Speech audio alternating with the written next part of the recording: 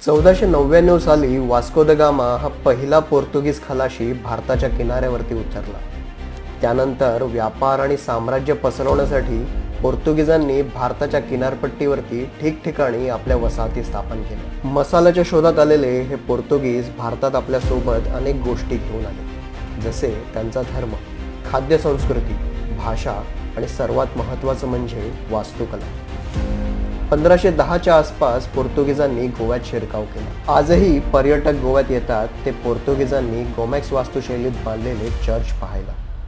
येथे असलेले Bom Jesus basilica, saint cathedral आणि सेंट अगस्टिन टॉवर या प्रसिद्ध ठिकाणी पोर्तुगीजांच्या वास्तुशैलीची झलक पाहायला मिळते। यातील काही वास्तू तर युनेस्कोच्या जागतिक वारसा स्थळांमध्ये समाविष्ट झाली आहेत। या वास्तू याआधीही अनेक वेळा पाहिल्या होत्या, पण आज परत येण्याचं कारण म्हणजे या वास्तूंमध्ये वापरलेला हा काळा दगड।